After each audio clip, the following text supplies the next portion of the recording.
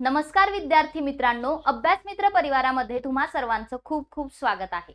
आज आपण भारताच्या भूगोलातील मॅपवर विचारलेले जे क्वेश्चन आहेत ते इथे अभ्यासणार आहोत। तर नकाशावर आधारलेले नदी, भारताच्या सीमा, भारतामध्ये असणाऱ्या हिमनद्या, पर्वत, ग्लेशियर्स, त्यानंतर पठार, महामार्ग अशा वेगवेगळ्या गोष्टी आपल्याला इथे बघायच्या आहेत। तर लेक्चर सुरुवातीपासून शेवटपर्यंत सर्वांनी बघायचं आहे।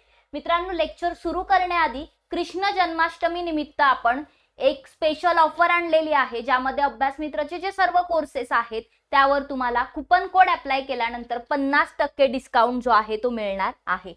सो नक्कीच तुम्ही अभ्यास मित्रचे ऍप्लिकेशन जे आहे ते डाउनलोड करून त्यामध्ये बॅचेस परचेस करू शकता।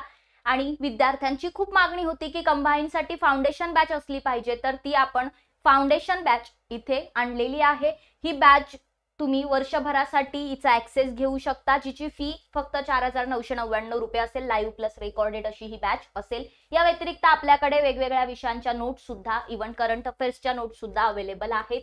तर हे सगळं अभ्यास मित्रच्या ऍप्लिकेशनवर मिळेल। बाकी टेलिग्राम चॅनल, इंस्टाग्राम पेज हे आपले काही प्लॅटफॉर्म्स आहेत, हे प्लॅटफॉर्म सुद्धा तुमच्याकडे असू द्या, सो तुम्ही त्याचा ऍक्सेस घेऊ शकता। चला तर मग आपण इंडियाचे मॅपिंगचे जे PYQ आहेत त्यांना सुरुवात करूया। पहिला प्रश्न इथे आपल्याला समोर दिलेला आहे, जो 2022 चा टेक्निकल एग्जामचा क्वेश्चन आहे की भारताच्या शेजारील राष्ट्रांची संख्या किती आहे।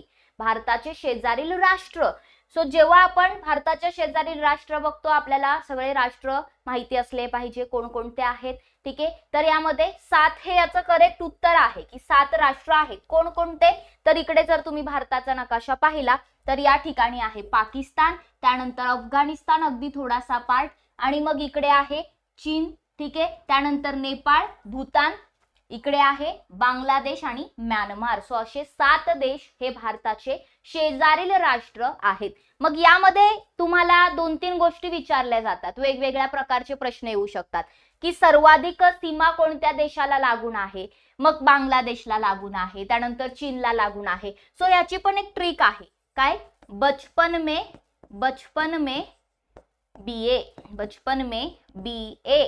ठीक आहे। यावरून तुम्ही लक्षात ठेवू शकताय ट्रिकच्या माध्यमातून। बी फॉर बांगलादेश, बांगलादेशला भारताची सर्वाधिक सीमा लागून आहे। त्यानंतर च वरून चायना, प वरून पाकिस्तान, न वरून नेपाळ, म वरून म्यानमार, त्यानंतर बी वरून भूतान, ए वरून अफगाणिस्तान। अफगाणिस्तानला आपली सर्वात कमी सीमा लागून आहे, ठीक आहे। सो अशा प्रकारे या सीमा ज्या आहेत त्या तुम्ही डिफाइन करू शकता। वेगळा प्रश्न कसा येऊ शकतो, तर पाकिस्तानची सीमा कोणकोणत्या राज्यांना लागून आहे, तर लडाख, जम्मू काश्मीर, पंजाब, त्यानंतर राजस्थान, गुजरात ह्याला पाकिस्तानची सीमा लागून आहे।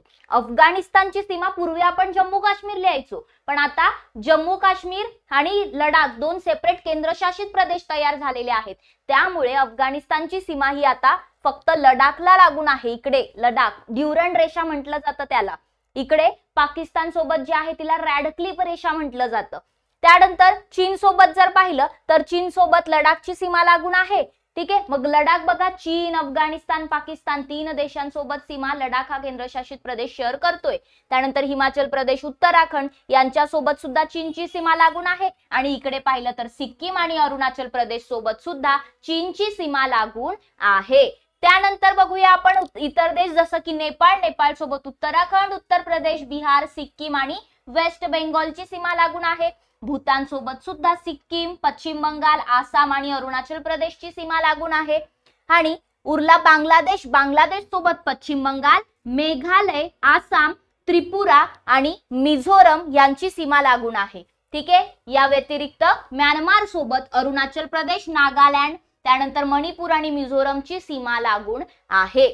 मग या ठिकाणी जर पाहिलं तर लडाख असा केंद्रशासित प्रदेश आहे की ज्याची सीमा 3 देशांना लागून आहे।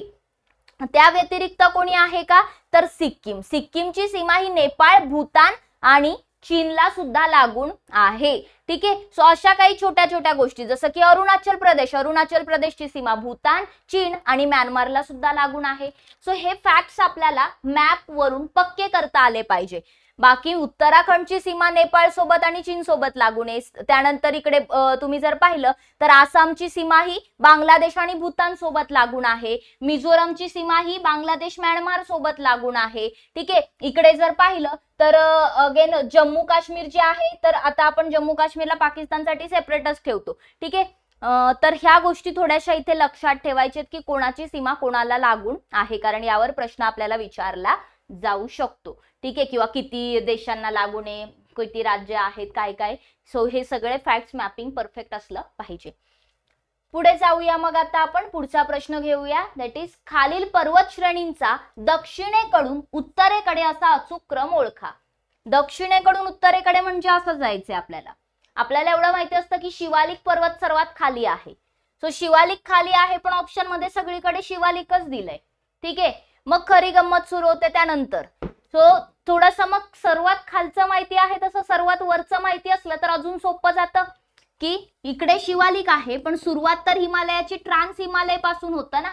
काराकोरम, लडाख, झास्करवाल्या रांगा. सो काराकोरम सर्वात वरती आहे. काराकोरम पासून शिवालिक पर्यंत हिमालय पसरले, म्हणजे सर्वात शेवटी काराकोरम आलं पाहिजे. ते पण 3 ऑप्शन मध्ये दिले, एलिमिनेट केलं चौथा ऑप्शन, कारण की इथे तर बृहद हिमालय दिले तर नाही. ठीक आहे. मग आता शिवालिक नंतर लगेच झास्कर रांग येणार आहे का? ऑब्विसली नाही येणार झास्कर रांग लगेच. ठीक आहे. कारण की बृहद हिमालय आहे, पीरपांजाल आहे. सो हे पण आपल्याला एलिमिनेट करता येईल. ठीक आहे. मग उरला इथे. सो इथे जर तुम्ही पाहिलं तर जेव्हा हिमालयाचं वर्गीकरण अभ्यासतो तर ट्रान्स हिमालय आहे, त्यानंतर हिमाद्री आहे, त्यानंतर मध्य हिमालय आणि मग शिवालिक आहे. सो मध्य हिमालय म्हणजे पीरपांजाल, त्या धौलाधार वगैरे त्या ज्या रांगा आहेत, महाभारत वगैरे, तर ते पीरपांजाल कुठे येईल? शिवालिक नंतर येईल इथे पीरपांजाल. ठीक आहे. मग इकडे आहे पीरपांजाल. सो हे पण एलिमिनेट झालं. बाकी मग नंतर बृहद हिमालय ज्याला हिमाद्री म्हणतो, आणि मग आपल्यावर रांगा आहेत काराकोरम, त्यानंतर इकडे आहे झास्कर. ठीक आहे. आणि मग लडाख. ठीक आहे. सो इथे लडाख, इथे झास्कर आणि काराकोरम. राईट. आणि यांच्यामधूनच तर सिंधू नदी वाहते. ठीक आहे. सो असा हा सिक्वेन्स आहे. सो उत्तर काय येणार आहे आपलं? Option number 2. बघा या ठिकाणी पण तुम्हाला दिसेल तर इकडे आहे ही शिवालिक पर्वतरांग, ही आहे शिवालिक रेंज. शिवालिकाच्या वर जर तुम्ही पाहिलं तर इथे आहे पीरपांजाल रांग. पीरपांजाल म्हणजे मध्य हिमालय, आणि मग त्याच्या वर आहे आपलं हिमाद्री, ग्रेटर हिमालय, बृहद हिमालय. हिमाद्रीच्या वर आहे झास्कर रांग, लडाख रांग आणि काराकोरम. सो हा तो सिक्वेन्स आहे. बरोबर. मग हा आपल्याला लावता आला पाहिजे. तसंच जर तुम्ही पाहिलं तर हे हिमालयाचं उभं वर्गीकरण आहे. हिमालयाचं आडवं वर्गीकरण पण विचारलं जातं. जसं की सिंधू नदी जी आहे, या सिंधू नदीपासून ते सतलज नदीपर्यंतच्या प्रदेशाला कोणता हिमालय म्हणतात? तर त्याला आपण पंजाब हिमालय असं म्हणतो. पंजाब हिमालय. तिथे 5 दोआब सुद्धा आहेत. बरोबर. सिंधू नदी, झेलम नदी, चिनाब, रावी, बियास, सतलज यांचे जे दोआब आहेत ते आपल्याला इकडे मध्ये बघायला मिळतात. त्या 5 दोआबांनी मिळून पंजाब बनलंय. की सिंधू आणि झेलम नदीच्या मध्ये सिंधू सागर, त्यानंतर झेलम नदी आणि चिनाब नदीच्या मध्ये चज दोआब, त्यानंतर चिनाब नदी आणि रावी नदीच्या मध्ये रचना दोआब, त्यानंतर रावी नदी आणि बियास नदीच्या मध्ये बारी दोआब, आणि बियास नदी आणि सतलज नदीच्या मध्ये बिश्त दोआब. अशा या 5 दोआबांनी मिळून बनले पंजाब. ठीक आहे. मग त्यानंतर हा झाला पंजाब हिमालय. यालाच हिमाचल हिमालय सुद्धा म्हटलं जातं सिंधू सतलजच्या मधल्याला. ठीक आहे. त्यानंतर मग सतलज नंतर नदी येते, ती म्हणजे आपल्याला काली नदी. सो काली नदी जेव्हा येते तर काली नदी आणि सतलज नदीच्या मधल्या हिमालयाला कुमाऊ हिमालय म्हटलं जातं. याला कुमाऊ हिमालय असं म्हटलं जातं. आणि काली नदीपासून तिस्ता नदी जी आहे, ठीक आहे, तर हे तर मग नेपाळच्या रिजन मध्ये आलं. सो नेपाळ हिमालय याला म्हटलं जातं. याला नेपाळ हिमालय म्हटलं जातं. आणि मग तिस्ता नदीपासून ब्रह्मपुत्रा. सो ब्रह्मपुत्रा आल्यानंतर आलं आसाम. बरोबर. सो आसाम हिमालय किंवा यालाच आपण पूर्व हिमालय सुद्धा म्हणतो. सो अशा काही हिमालयाच्या बाबतीत तुमच्या गोष्टी इथे रिवाईज झाल्या असतील. पुढे जाऊया. मग आपण पुढचा प्रश्न आहे, हिमाद्रीच्या उत्तरेला सिंधू व ब्रह्मपुत्रा नदीखोऱ्यांच्या पलीकडे स्थित पर्वत शृंखलेला काय म्हटलं जातं? बघा यावर रिपीटेटिव्ह क्वेश्चन्स दिसतील तुम्हाला. सो प्रश्न काय विचारलाय? हिमाद्रीच्या म्हणजे ग्रेटर हिमालय, बृहद हिमालय याच्या उत्तरेला म्हणजे वर, सिंधू आणि ब्रह्मपुत्रा नदी खोऱ्यांच्या पलीकडे स्थित असलेलं पर्वत शृंखलेला काय म्हटले?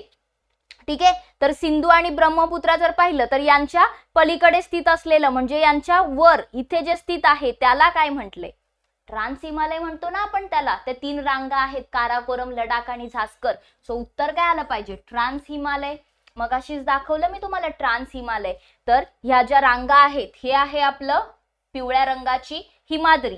हिमाद्री जे की हिमालयाची ही जी हिमाद्रीवाली रांग आहे यामध्ये जगातील सर्वोच्च शिखरे आपल्याला बघायला मिळतात, जसं की माउंट एव्हरेस्ट आहे, बरोबर. माउंट एव्हरेस्ट इथेच आपल्याला बघायला मिळतं. कांचनजुंगा बघायला मिळतं, ठीक आहे. जे की कांचनजंगा पूर्ण भारताच्या टेरिटरीमध्ये असलेलं, ज्याच्यावरती आपण पूर्णपणे भारताचा क्लेम आहे असं भारतातलं सर्वोच्च शिखर आहे. तसं जर पाहिलं तर भारतातलं सर्वोच्च शिखर K2 आहे, माउंट K2 काराकोरम रेंज मधलं. पण मग त्याच्यावरती चीन वगैरे पण क्लेम करते, ठीक आहे. सो इकडे जर तुम्ही पाहिलं तर या हिमाद्रीच्या उत्तरेला जी हिमालयाची रांग आहे तर त्या 3 रांगा आहेत, काराकोरम रांग, लडाख रांग आणि झास्कर रांग. आणि याला आपण म्हणतो ट्रान्स हिमालय. याला आपण म्हणतो ट्रान्स हिमालय किंवा याचंच दुसरं नाव आहे तिबेट हिमालय. काय, तिबेट हिमालय. याच्यामध्ये ना एक कैलास पर्वत पण येतं, जे कैलास पर्वत तिबेटमध्ये इथे आहे, ठीक आहे. भारतात नाहीये, ते तिबेटमध्ये आहे. सो कैलास पर्वत सुद्धा यामध्ये मोडतं ट्रान्स हिमालय मध्ये, ठीक आहे. सो काराकोरम मध्येच आहे माउंट K2 जे हायेस्ट पीक आहे भारतातलं. काराकोरम पूर्णपणे जर तुम्ही पाहिलं लडाख मध्ये आहे, लडाख रेंज सुद्धा लडाख मध्ये आहे. झास्कर थोडीशी मग हिमाचल मध्ये वगैरे येते आपली, मोडते, ठीक आहे. सो हे तुम्ही इथे लक्षात ठेवू शकता. आणि मग त्याच्या खाली येतं आपलं ग्रेटर हिमालय, हिमाद्री, ज्यामध्ये माउंट एव्हरेस्ट नेपाळमध्ये आहे, ठीक आहे. आणि मग त्यानंतर सेकंड येतं ते म्हणजे मध्य हिमालय. मग मध्य हिमालय तुटक स्वरूपात आहे. सो वेगवेगळ्या ठिकाणी वेगवेगळी नावं आहेत, जसं की थोडंसं जम्मू काश्मीरवाल्या रिजन कडे आपण त्याला पीर पांजाल म्हणतो, पुढे त्याला धौलाधार म्हटलं जातं, हिमाचल वगैरे तिकडे, नेपाळमध्ये त्याला महाभारत म्हटलं जातं. सो ही त्याची नावं आहेत वेगवेगळी, ठीक आहे. आणि सर्वात खाली मग आहे शिवालिक, ठीक आहे. आणि इकडे जे येतो आपण असं टर्न घेऊन तर याला पूर्वांचल हिमालय म्हणतो, की ते खाली मग मणिपूर, मिझोरम, नागालँड त्या रेंज मधून ते खाली जातं आणि तिकडे मग म्यानमार मध्ये वगैरे जातं, त्याला अराकान योमा असं म्हटलं जातं. पुढे बघा खाली दिलेल्या, आपण ह्याचं उत्तर पाहिलं ना, येस मी तुम्हाला सांगितलं ट्रान्स हिमालय. नेक्स्ट क्वेश्चन आहे, खाली दिलेल्या भारताच्या नकाशात काढलेली दाट रेषा काय दर्शवते. ही जी दाट रेषा काढलेली आहे भारताच्या नकाशात, ही रेषा काय दर्शवते. जर तुम्ही व्यवस्थित पाहिलं, ठीक आहे, ऑब्झर्व केलं, तुम्ही पश्चिम घाट वगैरे तर नाही म्हणू शकत, ठीक आहे, किंवा ऑप्शन मध्ये तर दिलेलं पण नाही. म्हणजे ऑप्शन जरी पाहिले, तांदूळ आणि गहू उत्पादन करणाऱ्या प्रदेशाचं विभाजन करणारी रेषा वगैरे, तर असं नाही म्हणू शकत ना की इकडे पश्चिम बंगालमध्ये तर मग तांदूळ आहे, इकडे कोकणात पण तांदूळ आहेत, तुम्ही असं तर नाही म्हणू शकत. त्यानंतर भूकंपाची तीव्रता दर्शक रेषा, तर भूकंपाचा एवढा आपल्या ह्या रिजन मध्ये काही प्रश्न एवढा येत नाही. किंवा वरील पैकी नाही पेक्षा हा ऑप्शन बघायचं थोडंसं, जलविभाजक. जलविभाजक असू शकतं. जलविभाजक म्हणजे काय, तर इकडून ज्या नद्या उगम पावताय त्या बंगालच्या उपसागराला जाऊन मिळणाऱ्या नद्या आहेत आणि या बाजूला ज्या नद्या उगम पावताय त्या अरबी समुद्राला येऊन मिळणाऱ्या नद्या आहेत. म्हणून हे जलविभाजकाचं काम करते. इकडे नद्या जातात, काही इकडे जातात, सो दोन्ही अपोजिट डिरेक्शनला जातात. म्हणून ती जी रेषा होती ती रेषा काय दाखवते, जलविभाजक दाखवते. म्हणून उत्तर येईल ऑप्शन नंबर 2. सो इथे जर तुम्ही पाहिलं तर इकडून सगळ्या नद्या, म्हणजे इकडच्या बाजूला आपण ह्यावर जर बघायचं झालं तर इकडून सगळ्या आपल्या गंगा, यमुना वगैरे ज्या आहेत त्या उगम पावतात, ठीक आहे, त्या उगम पावतात. बाकी इकडून ब्रह्मपुत्रा वगैरे येतेच आहे, ठीक आहे. या व्यतिरिक्त इकडे गोदावरी, कृष्णा, त्यानंतर कावेरी नदी आहे, ठीक आहे, कृष्णेची चूप नदी आहे, भीमा नदी, इकडे महानदी वगैरे सगळ्या ह्या नद्या आहेत, सुवर्णरेखा वगैरे, ठीक आहे. बाकी इकडे कोकणातील नद्या तर आहेतच सगळ्या, केरळमध्ये, गोव्यामध्ये मांडवी नदी, जुआरी नदी, केरळमध्ये पोन्नानी वगैरे, पेरियार नदी. इकडे जर पाहिलं तर इकडे पण साबरमती, लुनी ह्या सगळ्या नद्या आहेत, ठीक आहे. त्यानंतर या ठिकाणी सिंधू नदी सुद्धा इकडून इकडेच जातीये, ठीक आहे. सो या सगळ्या नद्या या ठिकाणी बघायला मिळतात, म्हणजे डिव्हिजन तर दिसतंय. सो जलविभाजकाचं काम करते, ठीक आहे.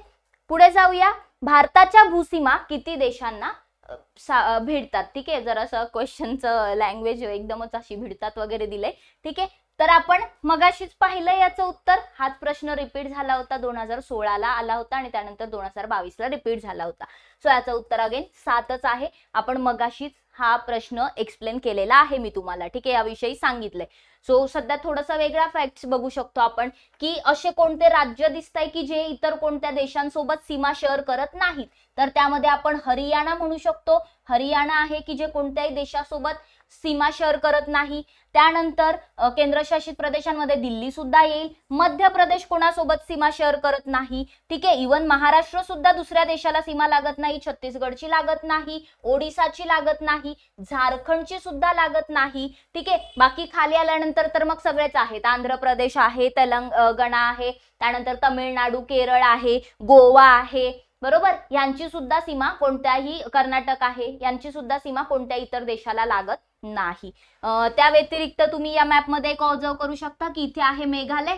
मेघालय हे असं राज्य आहे की ज्याची सीमा ही फक्त एकच इतर राज्याला लागून आहे, की ते फक्त आसाम सोबत सीमा शेअर करते, बाकी कुठल्याही राज्यासोबत सीमा शेअर होत नाहीये. मी हे यासाठी सांगितलं कारण की यावरती आपल्याला मागच्याच वर्षी आय थिंक प्रश्न आला होता की कोणतं राज्य आहे जे फक्त एका सोबतच सीमा शेअर करतं. तर मेघालय आहे की ज्याची सीमा फक्त आसाम सोबत शेअर होती. बाकी तुम्ही इकडे जर पाहिलं तर सगळेच राज्य 2-2शी तरी सीमा शेअर करतात, ठीक आहे, 2-3 सोबत सीमा शेअर करतात, ठीक आहे.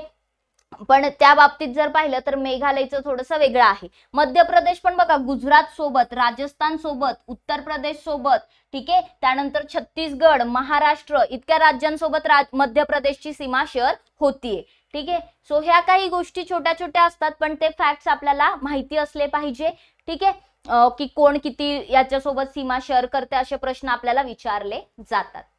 पुढे जाऊया मग. भारताच्या प्राकृतिक नकाशात महाराष्ट्र पठार खालीलपैकी कोणत्या रंगाने दाखवलेले आहे? हा तर म्हणजे असा प्रश्न आला होता की मॅपचं तुम्ही व्यवस्थितच ऑब्झर्वेशन केलं पाहिजे, की ज्यांनी केलेलं आहे किंवा कुठेतरी वाचलेलं त्यांच्यासाठी इझी होतं, पण बाकीच्यांसाठी म्हणजे पठार विचारले. इथे जर पर्वत विचारले असतं तर शाळेत चित्रकला करत असताना आपण हिरवा रंग पर्वतांसाठी वापरायचो, तर लगेच हिरवा रंग पर्वतांसाठी किंवा हिमालयासाठी आपण लिहिला असता, ठीक आहे. किंवा जर का तुम्हाला इथे विचारलं असतं दुसरं समजा प्राकृतिक एखादा भाग, तर आपण ते कलर आपल्या चित्रकलेनुसार इमॅजिन केलं असतं.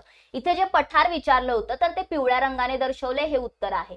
मग इथे व्यवस्थित जर तुम्ही हा भारताचा फिजिकल मॅप, प्राकृतिक नकाशा जर पाहिला तर तुम्हाला दिसेल की हा जो ब्राऊन कलर, चॉकलेटी रंग जो वापरलेला आहे, किंवा त्याला कसा शब्द येऊ शकतो ते माहिती नाही म्हणून इंग्रजी ट्रान्सलेशन बघायचं, तर हा जो ब्राउनिश रंग वापरलेला आहे, हा ब्राऊन रंग कशासाठी वापरलेला आहे, तर हा गडद तपकिरी वगैरे पण देऊ शकतात, तांबडा पण देऊ शकतात, सो डिपेंड्स. तर हा हिमालयासाठी वापरलेला आहे. तुमचे डोंगर हिरवे असतात म्हणून हिरवा नकाशामध्ये वापरू नका, कारण हिरवा रंग हा मैदानी प्रदेशासाठी वापरलाय. हिरवा रंग हा मैदानांसाठी वापरलेला आहे, प्लेन साठी वापरलेला आहे. आणि ब्राऊन रंग जो आहे तो माउंटेन साठी वापरलेला आहे, पर्वतांसाठी वापरलेला आहे किंवा हिमालयासाठी वापरलेला आहे. मध्ये मध्ये ब्राऊन दिसतं, इथे रेंजेस आहेत सगळ्या, सातपुडा आहे, इकडे महाराष्ट्रात बालाघाट, शंभू महादेव, ठीक आहे, त्यानंतर हरिश्चंद्र, बालाघाट, अजिंठा वगैरे या सातमाळा, अजिंठा ह्या रांगा आहेत. इकडे काही पर्वत आहेत आपले सगळे, ईस्टर्न घाटचा भाग आहे, इथे निलगिरी आहे. हा मध्ये मध्ये आपल्याला चॉकलेटी रंग इथे दिसतो, ठीक आहे. बाकी हा जो पिवळा रंग दिसतो ते काय आहे, पठारी भाग आहे. काय आहे, सो येलो कलर जो आहे तो पठारांसाठी वापरलेला आहे, प्लॅट्यूज साठी वापरलेला आहे. आणि निळा रंग जो आहे तो नद्यांसाठी वापरलेला आहे. ब्ल्यू कलर जो आहे तो नद्यांसाठी वापरलेला आहे, रिव्हर्ससाठी किंवा वॉटर बॉडीज साठी वापरलेला आहे. सो हे चारही रंग लक्षात ठेवायचे आहेत. निळा पाण्याचा लक्षात ठेवायला सोपा जाईल, वॉटर बॉडीजचा, पण बाकी पर्वतांसाठी ब्राऊन आहे, मैदानांसाठी प्लेनसाठी हिरवा आहे, की मैदानी प्रदेश हा शेतीसाठी सुपीक असतो, सो हिरवा रंग म्हणजे सगळी शेती, ग्रीनरी, शेती, मैदान, प्लेन्स असं लक्षात ठेवायचं. आणि पठारासाठी येलो कलर वापरलेला आहे. नेक्स्ट क्वेश्चन बघा. काराकोरम पर्वत श्रेणी जी आहे, अगेन काराकोरम, पीर पंजाल, अगेन हिमालयाकडे आले. काराकोरम पर्वत श्रेणी आणि पीर पंजाल पर्वत श्रेणीमध्ये कोणती पर्वत श्रेणी आढळते? याच्या मध्ये, यांच्या दरम्यान कोणती पर्वत श्रेणी आढळते असा प्रश्न इथे विचारलेला आहे. सो आपण पाहिलं की काराकोरम आहे, काराकोरम आहे आणि त्याच्या खाली पीर पंजाल आहे. आता मध्ये लडाख पण येतं, झास्कर पण येतंय आणि हिमाद्री सुद्धा येतं, ठीक आहे. मग ऑप्शन मध्ये काय दिलंय हे बघा, ऑप्शन मध्ये झास्कर दिलंय, करेक्ट येईल. शिवालिक तर नाही येणार कारण शिवालिक या पीर पंजालच्या खाली आहे शिवालिक, ठीक आहे. सो ते तर येणार नाही. पामीर नॉट वगैरे हे सगळं वर आहे. पामीर नॉटच जर तुम्ही पाहिली, पामीर नॉट जी आहे ना, याला जगाचं छप्पर वगैरे पण म्हटलं जातं. म्हणजे इथूनच सगळ्या रेंजेस ज्या आहेत, जसं की इथून काराकोरम रांग निघते, इथून हिमालयाची रेंज निघते आपली, ठीक आहे, हिमालय निघतं. तिकडे चीनमध्ये तिएन शान, कुनलुन शान वगैरे या ज्या रांगा आहेत त्या चीनमध्ये जातात. इकडे जर तुम्ही पाहिलं, इकडे हिंदुकुश पर्वत आहे. म्हणजे हा पामीर नॉट पासूनच या सगळ्या रांगा निघालेल्या आहेत. सो ते वर आहे. आपल्याला काराकोरम टू पीर पंजालच्या मध्ये विचारलं होतं, सो याचं उत्तर येईल झास्कर पर्वत श्रेणी. अगेन सेम मॅप आपण पाहिलं होतं. इथे आहे झास्कर, इकडे आहे काराकोरम आणि इथे आहे पीर पंजाल. यांच्यामध्ये आहे झास्कर, लडाख आणि हिमाद्री. सो ऑप्शन मध्ये झास्कर होतं म्हणून आपण झास्कर उत्तर दिलेलं आहे. नेक्स्ट क्वेश्चन वरती येऊया. पुढचा प्रश्न असा आहे, खालील नकाशात पूर्व हिमालय प्रदेशातील 4 पर्वतरांगा 1, 2, 3, 4 अंकांनी दाखवलेल्या आहेत. तर या रांगांचा पश्चिमेकडून पूर्वेकडे कोणता क्रम योग्य आहे तो विचारलाय. इथे नकाशा दिलाय. हा जर तुम्ही पाहिला, हा जो रिजन आहे मेघालय, मेघालयचा रिजन हा दिलेला आहे आणि त्यामध्ये आपल्याला 1, 2, 3, 4 नंबरिंग दिली आहे. तर इथे काही पर्वतरांगा आहेत, काही पर्वत आहेत ज्यांची नावं ही तिथल्या ट्राइब्स वरून, तिथल्या आदिवासी जमातींवरून ही नावं पडलेली आहेत. आणि हे हिमालयाचं एक्सटेन्शन नाहीये, हे लक्षात ठेवायचं. याला सिक्वेन्सने सगळ्यांनी वाचलेलं असतं. गारो, खासी, जयंतिया असंच लक्षात ठेवायचं. शेवटचे बरेली, गारो, खासी, जयंतिया, बरेली. हे चौथं आहे बरेली. हे हिमालयाचं एक्सटेन्शन आहे का? नाही.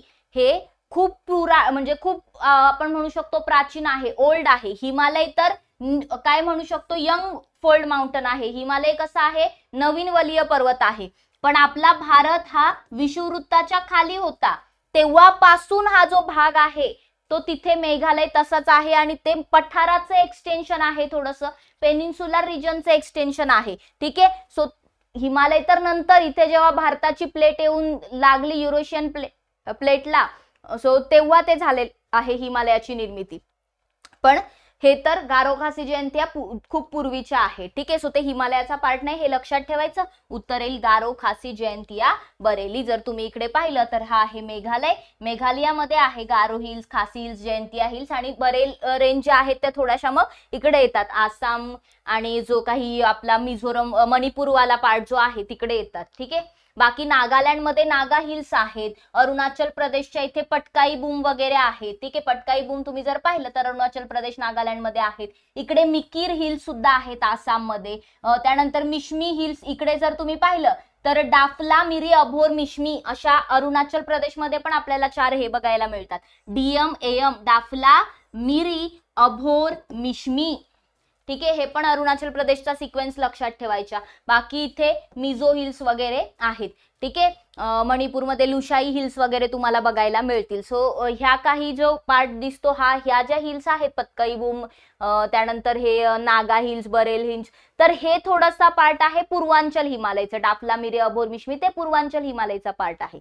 पण गारो, खासी, जयंतिया, बरेल हे आपल्याला कशाचं नाहीये, हे हिमालयाचा पार्ट नाहीये, ते पठाराचं एक्सटेन्शन आहे मेघालयमध्ये. पुढे जाऊया. खालील आकृतीमध्ये गडद केलेला प्रदेश त्रिवार्थांच्या मते एका नैसर्गिक प्रदेशाचा विस्तार दर्शवलेला आहे, तो प्रदेश ओळखा. बघा, ह्या असा जर तुम्हाला रॅन्डम मॅप आला, ठीक आहे, तर तुम्हाला तो प्रदेश ओळखायला सांगितलंय. असं समजा की नशीब की तुम्हाला डायरेक्ट लेटर कोडिंग मध्ये नव्हतं विचारलं की काय आहे WASBSH काय आहे, हे नव्हतं विचारलं. उष्णकटिबंधीय दमट, उष्णकटिबंधीय सवाना, मध्यम शुष्क, उपोष्ण कटिबंधीय दमट. आता इथे तुम्ही जर व्यवस्थित लॉजिक वापरला असता तर उत्तरापर्यंत थोडंफार तरी पोहोचू शकला असता, ठीक आहे. की इकडे जर तुम्ही पाहिलं तर इथून जातं कर्कवृत्त. कर्कवृत्त हा प्रदेश येतो कर्कवृत्ताच्या खाली. पृथ्वीवरती जर विचार केला तर विषुववृत्त आहे, कर्कवृत्त, मकरवृत्त आहे. हा जो मधला प्रदेश आहे याला उष्णकटिबंधीय ट्रॉपिकल झोन म्हणतो, उष्णकटिबंधीय प्रदेश म्हणतो. कर्कवृत्ताच्या खाली म्हणजे उष्णकटिबंधीय प्रदेश आलाच. सो उष्णकटिबंधीय वरून उष्णकटिबंधीय एवढं लक्षात येईल. सो उपोष्ण आणि मध्यम शुष्कला घेणार नाही आपण, ते 2 तर एलिमिनेट होतील. आता उरलं तुमचं 2 गोष्टी, उष्णकटिबंधीय सॅवाना, उष्णकटिबंधीय दमट. इथे तुम्हाला स्पष्ट दिले कोरडे हिवाळे. याचा अर्थ काय की हिवाळ्यात पाऊस पडत नाही, हिवाळ्यात पाऊस पडत नाही, ड्राय विंटर. मग तुम्हाला त्यासाठी मान्सूनची कन्सेप्ट पण माहिती असली पाहिजे की जो परतीचा पाऊस पडतो तो तमिळनाडू वगैरेच्या रिजन मध्ये पडतो, इथे मध्ये थोडी ना परतीचा पाऊस पडतो, तो हिवाळ्यातला पाऊस इथे थोडी पडतो, तो इकडे पडतो. सो हिवाळ्यात पाऊस नसतो, सो विंटर ड्रायच असतं या ठिकाणी. म्हणजे यावरून तुम्ही उष्णकटिबंधीय सॅवाना हे उत्तर देऊ शकत होता. सॅवाना म्हणजे गवताळ प्रदेश आला की इथे असं खूप जास्त पाऊस नसल्यामुळे काही सदाहरित वन कंटिन्युअसली मोठमोठे झाडच नाही दिसणार, तुम्हाला थोडासा गवताळ प्रदेश वगैरे बघायला मिळतो. उत्तर ऑप्शन नंबर 3 आहे. थोडस आपण इकडे बघूया. या ठिकाणी जर तुम्ही पाहिलं तर तुम्हाला दिसेल जसं की यामध्ये बघा, एकच मिनिट मला फक्त, ठीक आहे.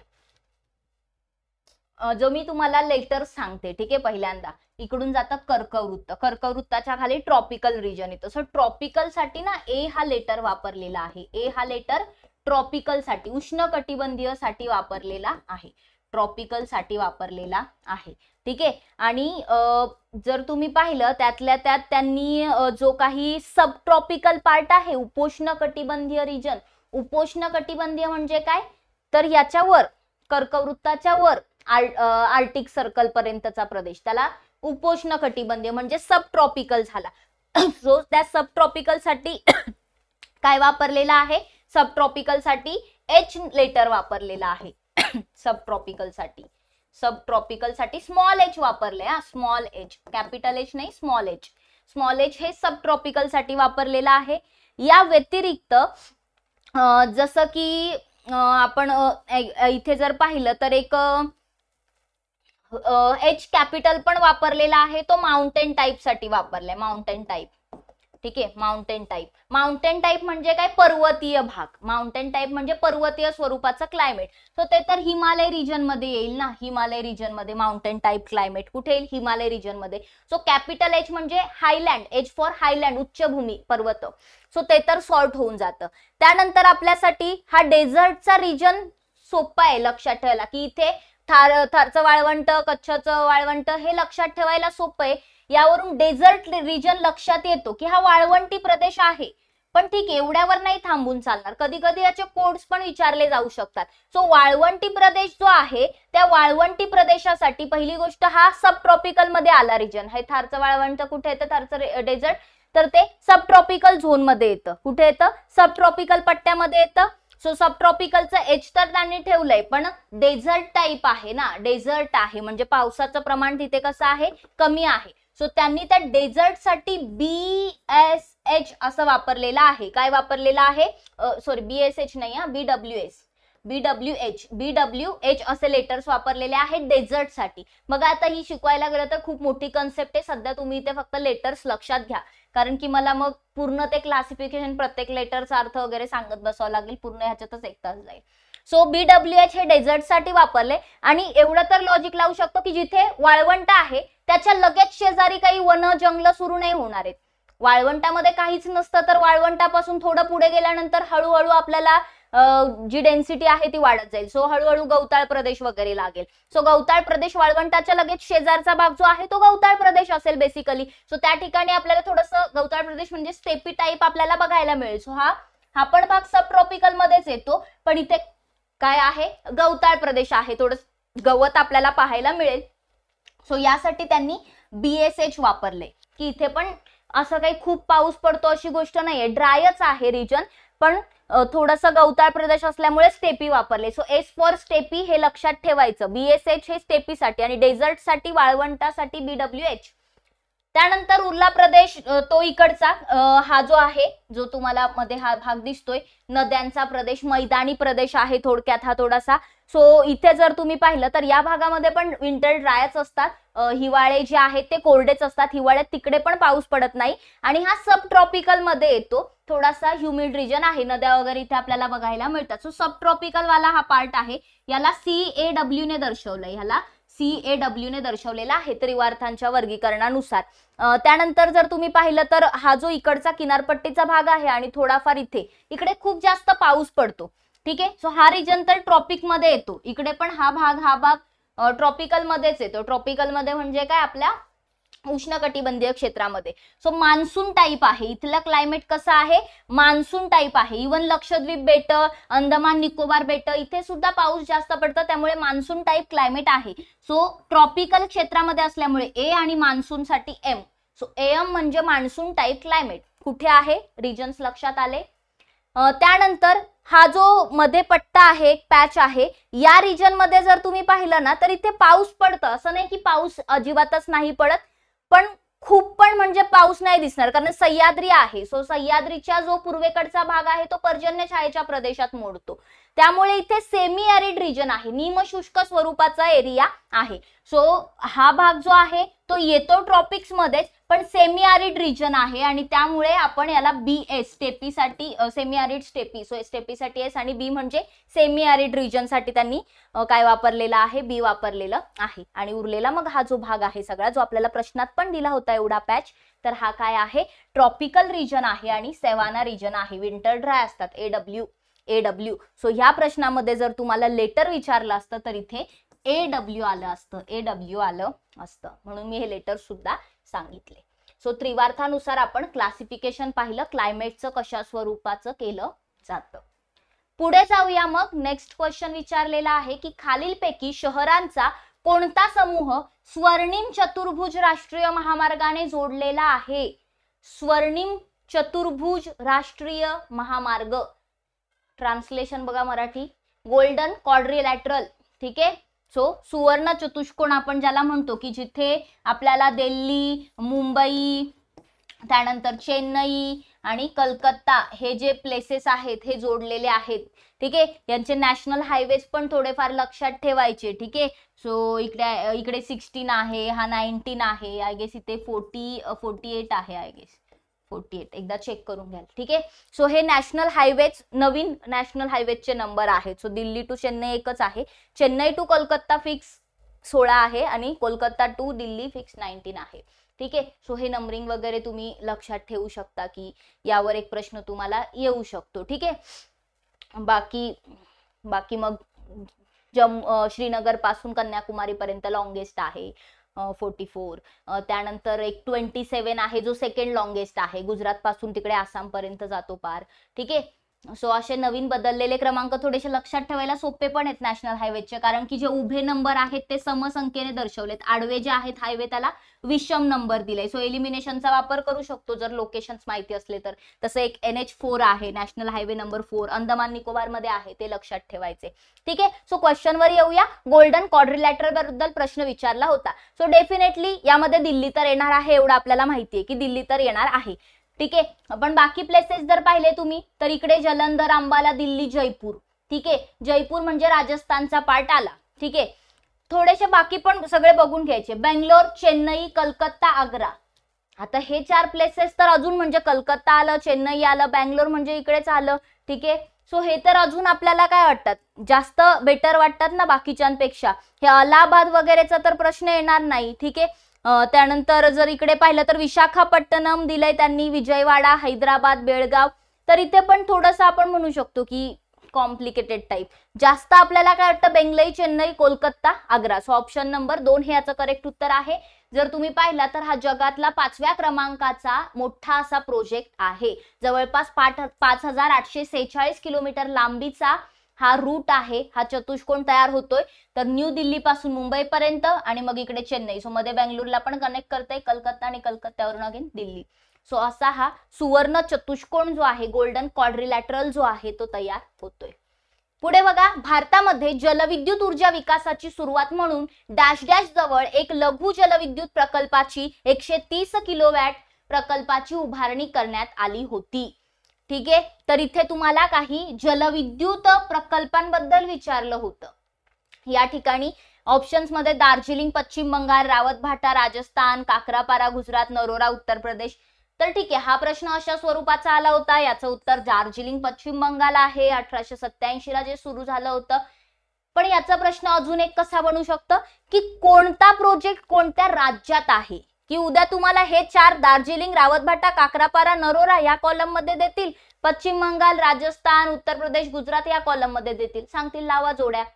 मग त्या केसमध्ये आपल्याला माहिती असलं पाहिजे की काय कुठे आहे. आता यावरून एवढं तर कळतंय की काकरापारा गुजरातमध्ये आहे, नरोरा उत्तर प्रदेशमध्ये आहे, रावतभाटा राजस्थानमध्ये आहे, किंवा यांच्या स्थापनेचे साल पण विचारले जाऊ शकतात. सो हे पण लक्षात ठेवायचं, म्हणजे PYQ असे रिपीट होतात. हा जर प्रश्न रिपीट झाला तर तो वेगळ्या स्वरूपाचा रिपीट होईल, एकतर साल विचारले जातील किंवा जोड्या लावायचा येऊ शकतो. कळलं? नरोरा जो आहे तो 1939 मध्ये, काकरापारा 1809 मध्ये, रावतभाटा 1896 आणि दार्जिलिंग 1887 मध्ये उभारणी करण्यात आला होता.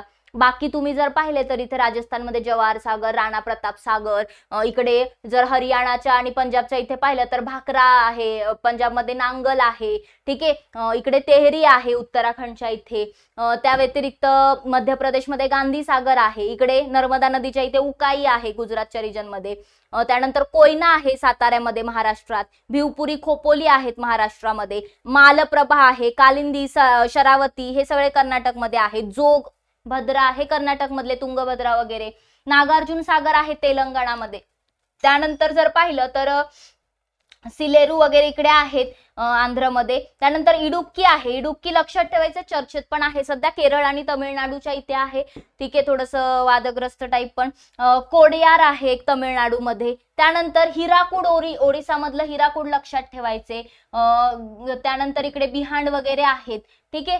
सो सिंध, पोंग, लोअर झेलम हे सगळे आपल्याला जस्ट महत्वाचे तरी ऍटलिस्ट लक्षात ठेवा. कोयना झालं, उकाई झालं, हिराकूड झालं, हे जवाहर सागर, राणा प्रताप सागर झाले, जोग झालं, इडुक्की झालं, ठीक आहे. सो हे तरी, मालप्रभा कुठे आहेत, नागार्जुन सागर, हे आपल्याला ऍटलिस्ट लोकेशन्स एवढे माहिती असले पाहिजे. सो हे जलविद्युत प्रकल्प, हायड्रो पॉवर प्लांट्स आपण इंडियामधले पाहिलेले आहे. पुढचा प्रश्न आहे जोड्या लावण्यासाठी ग्लेशियर्स बद्दल, की इथे तुम्हाला 4 हिमनग दिलेले आहेत, सियाचिन ग्लेशियर, रिमो ग्लेशियर, गंगोत्री, झेमू, आणि काय कुठे आहे असा प्रश्न इथे विचारलाय. ठीक आहे, सियाचिन ग्लेशियर आपल्याला माहिती असतं की सियाचिन वर आहे, तिकडे चीन वगैरेचं थोडंसं चालू राहतं, म्हणजे वर आहे तर आपण लगेच काराकोरम रेंजला इमॅजिन करू शकतो ऑप्शन्स मधून. काराकोरम, आधी आपण काश्मीर म्हणायचो, आता आपण काराकोरम म्हणूच शकतो, ठीक आहे, कारण की लडाख मध्ये आहे. जो एचं 2 येईल, एचं 2 येईल, एचं 2 कुठे दिसतं, एकाच ठिकाणी आहे, लगेच उत्तर आलं. म्हणजे एक गोष्ट तरी माहिती असली तर इथे उत्तर येत होतं. त्यानंतर झेमू, झेमू ग्लेशियर कुठे आहे, सिक्कीम मध्ये आहे. सो मला ड चं 4 माहिती आहे, ड चं 4 आहे का, हा यामध्ये ड चं 4 पण दिले, म्हणजे उत्तर लगेच इथे काय होतंय, कन्फर्म होऊन जाते की हेच उत्तर असेल, कन्फर्मेशन पण लगेच मिळालं. बाकी रिमो ग्लेशियर काश्मीर मध्ये आहे आणि गंगोत्री उत्तराखंड मध्ये आहे, हे पण आपल्याला माहिती असतं. गंगोत्री, यमुनोत्री, बद्रीनाथ, केदारनाथ हे सगळे उत्तराखंड मधले ग्लेशियर्स आहेत, ठीक आहे. सो उत्तर काय येईल, ऑप्शन नंबर 3. जर तुम्ही या ठिकाणी पाहिलं तर बघा, इथे सिक्कीम आहे, भूतानच्या जवळ, नेपाळच्या जवळ, या सिक्कीम मध्ये आहे झेमू ग्लेशियर, झेमू ग्लेशियर, ठीक आहे. त्यानंतर इकडे मी तुम्हाला इकडे जर पाहिलं, ठीक आहे, हा मॅप थोडासा जे बाउंड्रीज आहेत त्याला इमॅजिन करा. इथे नेपाळ आहे, सो नेपाळच्या शेजारी आल्यानंतर तुम्हाला काय लागेल, उत्तराखंडचा पार्ट लागेल. या उत्तराखंड मध्ये आपल्याला आहे इथे गंगोत्री, गंगोत्री, पिंडारी हे सगळे ग्लेशियर्स आहेत. त्यानंतर इकडे आहे काराकोरम रेंजच्या इथे आहे सियाचिन ग्लेशियर, ठीक आहे. त्यानंतर गॉडविन ऑस्टिन पॉइंट, K2च्या इथे गॉडविन ऑस्टिन पॉइंट हा इकडे आहे काराकोरम रेंज मध्ये, ठीक आहे. त्या व्यतिरिक्त जर काही लक्षात ठेवण्यासारखे, चोगोलुग्मा लक्षात ठेवा, एक चोगोलुग्मा पण त्या काराकोरम रेंज मध्येच आहे. एक डोकरियानी लक्षात ठेवा, ते उत्तराखंड मध्ये आहे, ठीक आहे. सो असे तुम्ही लक्षात ठेवू शकता की कोणते ग्लेशियर कुठे आहेत. ओके, सो हे इथे हिस्पार, हिस्पार एक लक्षात ठेवा, काराकोरमच्या इथलं हिस्पार लडाख मध्ये, ठीक आहे. ही ग्लेशियर्सची नावं आपण पाहिली. पुढचा प्रश्न, आय थिंक शेवटचा प्रश्न आजच्या लेक्चर मधला, नद्या आणि त्यांच्याविषयी काही माहिती, म्हणजे थोडक्यात त्या नद्या कुठून उगम पावलेल्या आहेत, तर या संबंधात आपल्याला इथे प्रश्न विचारलेला आहे. चला तर मग बघूया. सिंधू नदी, तापी नदी, नर्मदा नदी, कावेरी नदी. आता अगेन इथे पण लॉजिकल, सिंधू नदी आपल्याला एवढं तर माहिती आहे की ती तिबेटमध्ये कुठेतरी उगम पावली आहे. सो इथे ऑप्शन बघायचे ना, की तिबेट म्हटल्यानंतर एकच ऑप्शन आहे, सो सिंधूचं 2 सोबत जोडी लागते. मग एलिमिनेशनला स्कोप आहे का, 2 2, 1चं 2, ठीक आहे, हे 2 एलिमिनेट झाले. एलिमिनेशनचा स्ट्रॉंग वापर करायचा पेपर सोडवताना, कुठलाही पेपर असू द्या. तापी, नर्मदा, कावेरी. बरं, तापी आणि नर्मदा दोघी मध्य प्रदेशमध्ये उगम पावतात. डेफिनेटली यामध्ये कन्फ्युजन असू शकतं की मध्य प्रदेशमध्ये नेमकं कुठे उगम पावते, कोणती बैतूल जिल्ह्यात पावते की अमरकंटक टेकड्यांमध्ये कोण पावते उगम, ठीक आहे. छत्तीसगडचा तर प्रश्न येणार नाही, ठीक आहे, छत्तीसगडचा तर प्रश्न येणार नाही कारण कावेरी नदी दिली. कावेरी नदीचं एवढं तर आपल्याला कन्फर्म माहिती असतं की कावेरी नदी एकदम दक्षिणेकडे आहे, ठीक आहे. सो दक्षिणेकडे म्हणजे कुठे आहे तर कर्नाटकमध्ये ब्रह्मगिरी डोंगर पर्वत आहे, त्या पश्चिम घाटामध्ये ती उगम पावते. सो कावेरीची जोडी 5 सोबत जर लागली तर इकडे 5 कुठे आहे या ठिकाणी दिले, म्हणजे तिसरं पण कटलं उत्तर ऑटोमॅटिकली आपल्याला मिळून जातं ऑप्शन नंबर 4. Option number 4. मग तापी नर्मदेचं सॉर्ट करता येतं इथे तुम्हाला की तापी नदी जी आहे ती मध्य प्रदेश मधील बैतूल जिल्ह्यामध्ये सातपुडा पर्वत रांगेमध्ये उगम पावते आणि नर्मदा नदी सुद्धा मध्य प्रदेशमध्ये सातपुडा पर्वत रांगेमध्ये उगम पावते, पण ती अमरकंटक टेकड्यांमध्ये उगम पावते. आणि तापी नर्मदा या खचदरीमधून वाहणाऱ्या नद्या आहेत दोन्ही सुद्धा, बरोबर. यांच्यासोबत दामोदर नदी सुद्धा आहे जी खचदरीतून वाहते, राईट. कशा आहेत या पूर्ववाहिनी नद्या आहेत, त्या खंभातच्या आखाताला जाऊन मिळतात तापी नर्मदा. सो या फॅक्ट्स इथे आपल्याला माहिती असल्या पाहिजे. जर तुम्ही इकडे पाहिलं तर इथे आहे गल्फ ऑफ खंभात, खंभातच्या आखाताला नर्मदा नदी आणि तापी नदी येऊन मिळते. नर्मदा नदीच्या वर आहे विंध्याचल, इकडे आहे सातपुडा. सातपुडा आणि विंध्य हे गट पर्वत आहेत, त्यांच्या मधून वाहते म्हणजे खचदरीतून वाहणारी नदी आहे नर्मदा नदी. आणि सेम तापी नदी इकडे खाली आहे सातमाळा अजिंठा आणि इकडे आहे सह्याद्री असा आणि इथे आहे आपला सातपुडा पर्वतरांग. सो त्याच्या खालून म्हणजे खचदरीतून वाहते अगेन कोण तापी नदी. बाकी जर तुम्ही पाहिलं तर इकडे आपण सिंधू नदी पाहिली, इथून तिबेटमधून उगम पावते ती, ठीक आहे. त्यानंतर कावेरी नदी इथे पश्चिम घाटात ब्रह्मगिरी पर्वतरांगेतून उगम पावते. सो अशा प्रकारे नद्या सुद्धा बऱ्यापैकी आपण रिवाइज केलेल्या आहेत. तर आय होप इथपर्यंत गोष्टी तुम्हाला आवडल्या असतील, समजल्या असतील.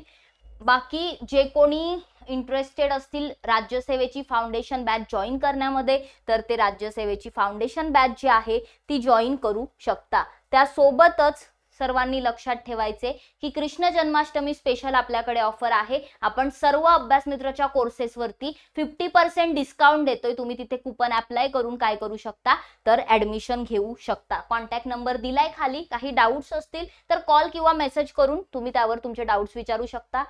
आणि विद्यार्थ्यांच्या मागणीस्तव आपण कंबाईन फाउंडेशन बॅच सुद्धा सुरू केलेली आहे. ही जी कंबाईनची बॅच आहे तर याचे ऍडमिशन सुरू झालेले आहेत. ही बॅच जी असेल याची फी फक्त 4,999 रुपये आहे आणि ही 1 वर्षभरासाठीची बॅच असेल. यामध्ये तुम्हाला लाईव्ह प्लस रेकॉर्डेड लेक्चर्स मिळतील आणि जर तसं पाहिलं तर हिचा कालावधी जो आहे तो 1 वर्षाचा आहे. 10 सप्टेंबर पासून ही बॅच सुरू होते, ठीक आहे. ऍक्च्युअली ऍडमिशन जे आहे ते 10 सप्टेंबरला ओपन होणार आहेत, ठीक आहे. आणि सुरुवातीच्या काही विद्यार्थ्यांसाठीच हा डिस्काउंट असेल. इन्स्टॉलमेंट सुद्धा अवेलेबल आहे, तुम्ही यामध्ये ऍडमिशन करू शकता.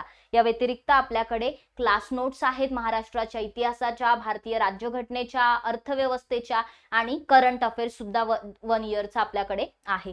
सो हे सगळं तुम्हाला कुठे मिळणार आहे तर अभ्यास मित्रचं जे ऍप्लिकेशन आहे त्या ऍप्लिकेशन मधून तुम्ही हे सगळ्या गोष्टी परचेस करू शकता, ठीक आहे. तर ऍप्लिकेशन डाउनलोड करा प्ले स्टोर वरून आणि लॉग इन करून तुम्ही जी बॅच हवी आहे ती परचेस करू शकता. अभ्यास मित्राचं टेलिग्राम चॅनल सुद्धा सर्वांनी जॉईन करायचे. या टेलिग्राम चॅनल वरती लेक्चरच्या लिंक्स प्रोव्हाइड केल्या जातात, क्विजेस असतात, नोट्स असतील, काही गोष्टी असतील ज्या तुम्हाला या टेलिग्राम चॅनल वरती दिल्या जातात, ठीक आहे. सो हे टेलिग्राम चॅनल सर्वांकडे असू द्या. या व्यतिरिक्त आपल्याकडे अभ्यास मित्रचं इंस्टाग्राम पेज सुद्धा आहे. या इंस्टाग्राम पेज वरती अभ्यासाशी रिलेटेड जो कंटेंट आहे तो इंटरेस्टिंग वेने रील्सच्या माध्यमातून तुमच्या सोबत शेअर केला जातो.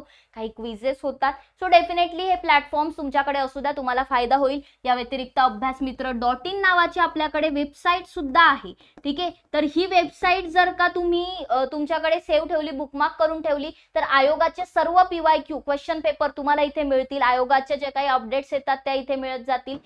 करंट अफेअर्सच्या काही गोष्टी असतील, काही आपले प्रोडक्ट्स असतील तर सगळं तिथे त्या वेबसाईटवर आहे, ठीक आहे. सो हे आपले काही प्लॅटफॉर्म्स मी तुम्हाला इथे सांगितले. बाकी काहीही क्युरी असेल खाली दिलेला नंबरवरती कॉन्टॅक्ट करायला विसरायचं नाही. कॉल मेसेज करू शकता. तुमचे डाऊट्स जे पण असतील ते सॉल्व्ह केले जातील, ठीक आहे. सो आय होप की तुम्हाला या गोष्टी व्यवस्थितपणे समजल्या असतील. लेक्चर जे आहे ते आवडलं असेल. सर्वांनी कमेंट बॉक्समध्ये मला कमेंट करून सांगायचे की नेक्स्ट टॉपिक कोणता पाहिजे तुम्हाला, की ज्यावर मी लेक्चर घेऊ शकते आणि तुम्हाला येणाऱ्या एक्झामसाठी पण फायदा होईल किंवा तुम्हाला रिव्हिजनसाठी फायदा होईल किंवा कुठल्याही कारणास्तव तुम्हाला एखादा टॉपिक वाटत असेल की ज्यावर लेक्चर झालं पाहिजे, मी लेक्चर घेतलं पाहिजे, तर नक्कीच सर्वांनी कमेंट करून मला त्या लेक्चर बद्दल सांगायचे किंवा त्या टॉपिक बद्दल मेन्शन करा. मी त्या टॉपिकवर स्पेशली लेक्चर घेईन. जसं की आपण जगाचा भूगोल असेल किंवा भारताचा असेल किंवा महाराष्ट्राचा असेल, नकाशाच्या माध्यमातून तिन्ही लेक्चर मी घेतलेले आहेत.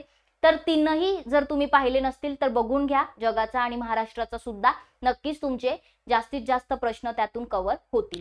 सो अशाच नवनवीन लेक्चरसाठी, नवनवीन व्हिडिओसाठी अभ्यास मित्र चॅनलला सबस्क्राईब करून ठेवा. हे लेक्चर आवडलं असेल तर जाता जाता लेक्चरला लाईक करा, तुमच्या मित्रमैत्रिणींना शेअर करा आणि सबस्क्राईब करायला विसरू नका. धन्यवाद. बघत राहा अभ्यास मित्र. Thank you very much.